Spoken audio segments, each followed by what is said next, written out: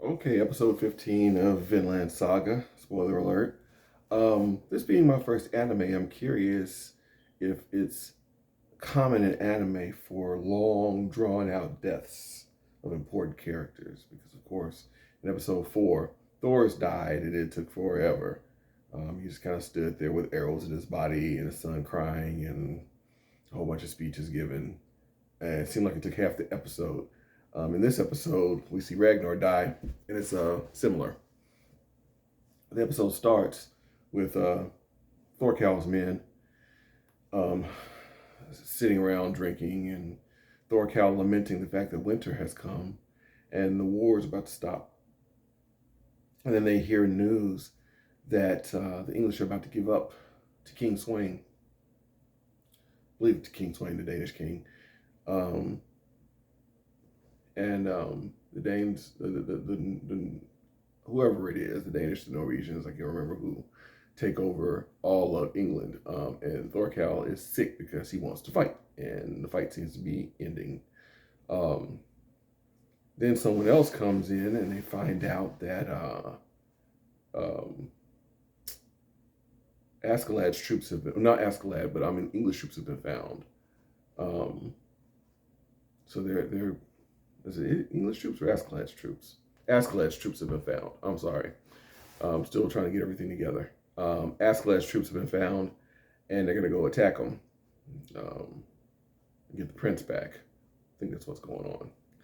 Anyway, it's funny because that part of it is not really the main part of the story. It just kind of drives the story along. Askeladd's troops, they killed, in episode 14, they killed the 62 villagers, men, women, and children. And you actually see Ragnar and the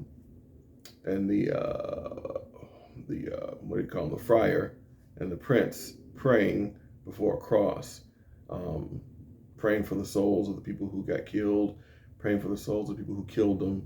And then the friar kind of goes off into a dissertation about losing his faith, or his faith waning.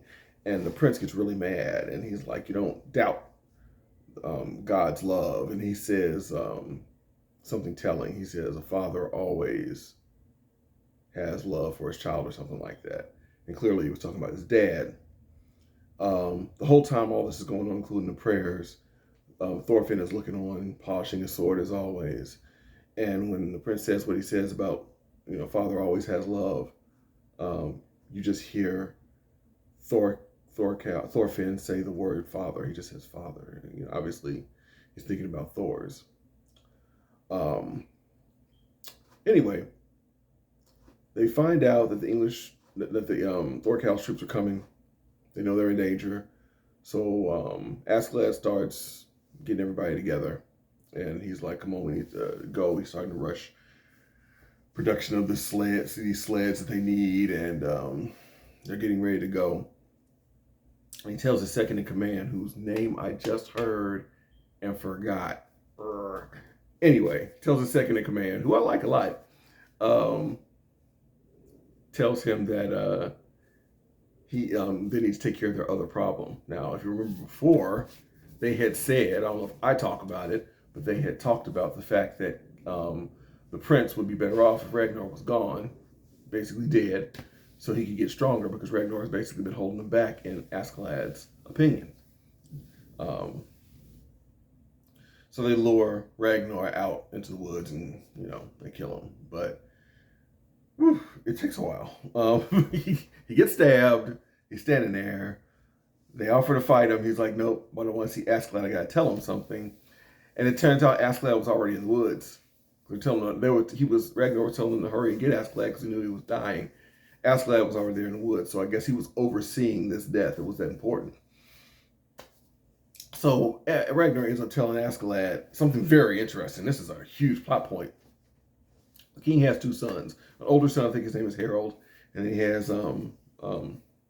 Canute, the prince that they are looking after. And seems like Harold's a stronger one. You'd have to be. You can't be any weaker than Canute. But what ends up happening is he tells the story of how there are two factions who are waiting for the king to die. One who wants Canute to be the king and one who wants Harold to be the king.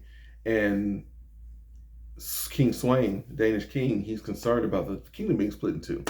So, and according to Ragnar, the whole reason he sent Canute into the woods or into the battle, what he said was, I want him to be strong and prove himself. Ragnar suggests that he did it to have him die, so Harold could take over. So the kingdom wouldn't get split because he was concerned about the kingdom being split. So Ragnar is basically, as he's dying, telling Askeladd this, basically saying, look, his father's his greatest enemy. You need to watch out, you know. And apparently Ragnar has a brother that is where they are headed. And he tells him to look for this brother. And he'll set something up for him. I can't remember. And then he falls dead. You know, he wants to see the prince one more time. Askeladd says, no, can't do that. And he dies. But it's going to be really interesting to see what happens as far as this. I don't know if the Prince Harold is going to pop up. I don't know if the king's going to actually openly go after his son. Every time that he talks to him, he seems concerned about his son. But I don't know if that's a show or not, because the king is very stoic, as a king would be. But this is a good episode. I enjoyed it, and I'm curious about the deaths. I'm going to have to look into this with anime. I don't know, but these are some pretty drawn out deaths. I mean, they're like take 5, 6, 7 minutes of the person just standing there bleeding to death and last will and testament and all that kind of stuff. And, you know, what is kind of interesting is Askeladd, he has such a interesting morality. He'll murder kids, but then Ragnar asks him to promise that he'll protect the prince. And he's like, fine, I promise on my ancestors, you know, is that good for you? And you believe him. You know, it's like when he didn't kill the warrior that came after him when Thor's died, because he was like, this guy died for you. I'm not going to kill you. That's what he died for. You know, but he seems to have a respect for certain people.